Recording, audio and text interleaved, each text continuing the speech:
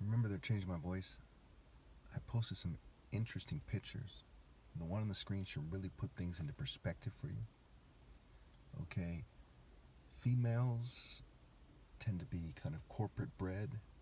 A lot of corporate nerds, corporate jerks out there, okay?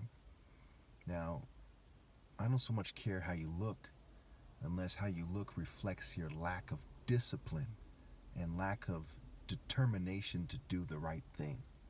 Okay, so it's not the same as a genetic failure when I judge somebody by how they look. Again, I don't judge somebody who can't help but be mildly retarded or whatever.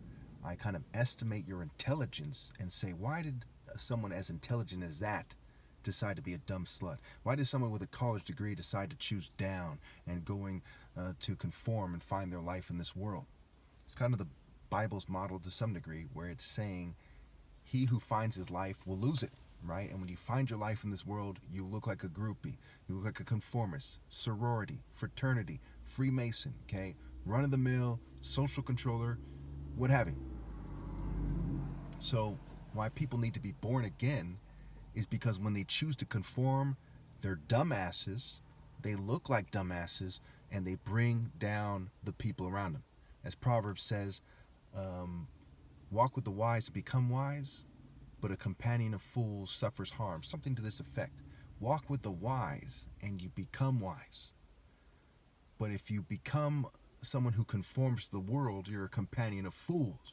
And the bigger the network you have, the more fools you have in your network throwing you off and causing you to cultivate stupidity. But all it really takes is one or two. So walk with the wise and become wise. So be born again and obey God through me. So some of you might say stupid shit, so let's just address it again. For the umpteenth time, I tell you yet again that I'm the son of two doctors. One a brain surgeon, came here as a refugee, worked his way up. Before, there was all kinds of colored people who were brain surgeons. He was, in a sense, one of the early ones. Okay, so there was kind of phases when the first black doctor came, when it was before him at some point, and then, early on, at some point, during the 70s or whenever it was, he becomes a brain surgeon. Okay, comes here penniless in the 60s, finishes college or whatever, goes to medical school, and then becomes a neurosurgeon, a brain surgeon. And he marries my mom, who's white, who's a general surgeon in Detroit when they're having race riots and all kinds of problems to that effect, a very racist time when he was there. And then during the late 70s or so, he comes to California and establishes his practice there. Okay, so we're talking about, many years as a brain surgeon here in the San Jose area, and I'm going to be 41 years old soon. So I've been kind of observing things. Obviously, me and him don't agree on every single thing, but certainly that moral precision is greater than wealth. Socrates said the pursuit of virtue is greater than wealth. So here you have the most moral brain surgeon that ever lived. His son and Socrates all agree that righteousness is greater than wealth. It's also in the Bible, right? You can't serve God and money. And the foundation of God's throne is righteousness and justice. And God is exalted by his righteous acts, by his acts of justice. Okay, so it's crystal clear that the wisest people choose righteousness. In fact, it is impossible to be wise without being righteous. The fear of the Lord is the beginning of humility. It's the beginning of wisdom. Okay, you have to, it is humility. It turns into wisdom. So the wise man fearing God is what it takes for him to start being wise and building on that wisdom with righteous acts. Okay, morally precise, wise, moral, mental, spiritual, romantic, morally precise acts. So when you see these females on the screen, you're like, okay, this is the run-of-the-mill sorority chick who's finding her life. She's some kind of second-rate slut. Is how a lot of people would describe them, whether I see it that way or not, to be diplomatic. Okay, you see this, you see the labels below. You say, well, that's not fair. And you see females look almost identical to them, and it says she's dumb, right? And the other one, it says something like ditzy bimbo. Okay, I'm not looking at it right now, but I'm doing off memory. Okay, and so you see this movie, Alicia Silverstone, back in the day when I was younger, there was this movie called Clueless, and I put the picture on the screen. Notice there's a heart. She's clueless, yet she's like, I'm in love, when God is love and wisdom is the only thing that allows for love. First there's justice, okay, and then there's wisdom, and then you make that wise choice and you find the right one. Okay, I hate to break it to you people. A lot of people are like, I just fell upon them. When you just stumbled upon them and you're a groupie or something, or you're the normal, socially normative, but not normal in the way of being moral and righteous, okay, then you're just an idiot who stumbled upon Goofy, and you're both idiots. You need to be made wise by obeying God through me, not made stupid by cheating me out of my right to lead. So this is why people need to submit to me. Again, I tell you, this is part 2. You need to be born again in the spirit of wisdom, righteousness, obeying God through the natural divine order. Natural. Essence of natural, supernatural, natural, Royal African Falcon, top martial arts order, not Western science and illusion and theater arts and churches and politics and propaganda and psychology and all that garbage, okay? You know what I'm saying? It's like in the movie Shaka Zulu said, the white man deals in illusion, Shaka. You have taught us to live in reality. You think God wants you to disassociate? No, that's why it says in Proverbs. It says, the rich are wise in their own eyes, But one who is poor and discerning sees how deluded they are. Again, it says, the rich are wise in their own eyes. But one who is poor and discerning, right? Astute, sharp, sees how deluded they are. Okay? And it says in Proverbs 16:12, the throne is established in righteousness. New Living Translation, justice. We see in Psalm 45, the most excellent of men is the mighty one. New Living Translation, the mighty warrior. So the top martial artist is the most excellent of men, the true king, and he's established his throne in character, righteousness, and justice, and it just happens to be expressed through martial arts because that is where you go. If you wanted to find, to be healed when you were shot, you go to the emergency room because that's where you go to be healed. If you want to learn physics or something, you go to a physics professor or someone who understands it. If you want to find the divine order, you go to the Royal African Falcon top martial arts order. It is that simple. You don't go to the church. You know it's white privilege, ill-gotten gains, token minorities, LGBT agenda, feminist agenda. You know that depending on which church you go to, it's some kind of worldly bullshit. That's why they're allowed, because of the strong political, corporate, and government network. And it's a sick, sick, sick joke. If you want to actually be right with God, you go to the Royal African Falcon martial art order and you be ready to die. Let's look at American history. What is the only example in popular culture, commonly understood, of an American who was actually a Christian? It's Martin Luther King. And what happened to him? He got killed.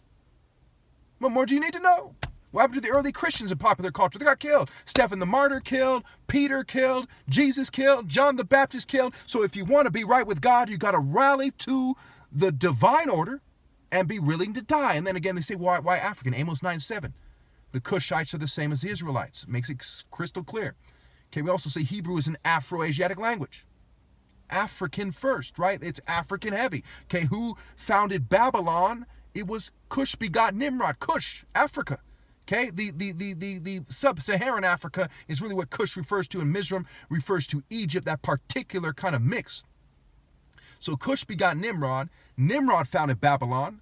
And then Abraham was born in Babylon. But when was he born, brother?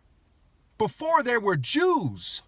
Some people start Jews with Moses. It's an interesting conversation. They say Jews are the people of Moses. Okay?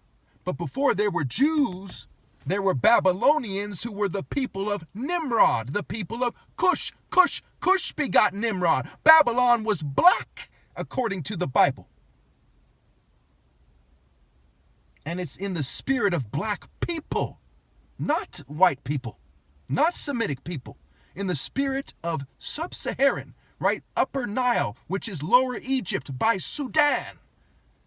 Black people and mixed black people who were blacker than Obama and me.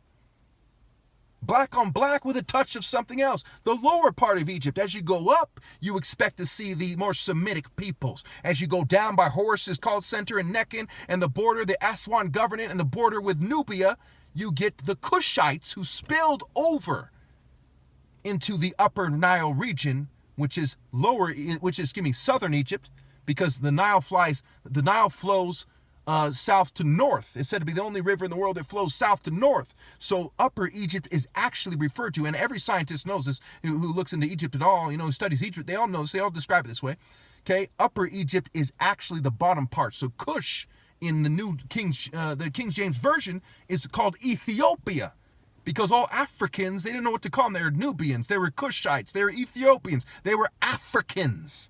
with African genetics and overlapping with other sub-Saharan African tribes. So Babylon was a black African spirit, the original spirit of man, God's spirit, and then Babylon fell when they chose injustice and trade and merchants and selfishness and wickedness and illusion and magic arts and psychology, pharmakeia, poisoning, and sorcery. It's that simple.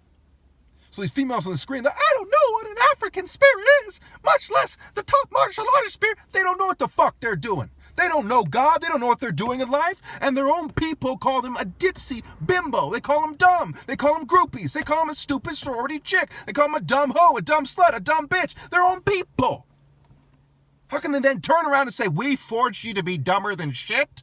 And we insist that he shuts up immediately and lets us dumb fucking assholes who fucked up the world fucking bring them to God, so to speak, whatever, just make me rich and give me the pussy. Right? It's fucking stupid. It's fucking stupid. They need to shake that Western devil nonsense. And I'm part white. They need to shake that devil nonsense and come into the Royal African Falcon top martial arts spirit of God, which is only found through me. Is it found from Debo from Friday while he was still alive? No. Ice Cube? No. Obama? No. The president of Sudan? No. It's only found in me because I am the top martial artist. They are just black people compared to me. I am the top of all time. I am the return of Christ, the Christos, the anointed. Psalm 89, anointed a warrior. Exodus 15:3, the Lord is a warrior, the Lord is his name. Isaiah 42:13, the Lord marches out as a warrior, as a champion. There's no other way to look at it. We're not going to let this video get out, and we're going to suffer for eternity. I'm threatening you, buddy. Life is short. You're going to be at God's right hand. Me and my offspring are fucked, but we're not going to let this video get out. Right? That's their bitch-ass spirit. Well, I man the fuck up.